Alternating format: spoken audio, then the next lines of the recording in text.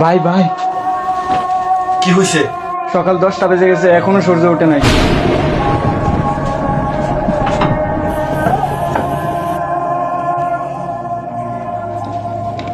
আসলে তো সূর্য ওঠে নাই। কোরআন ওঠাও, দোয়া করতে হবে।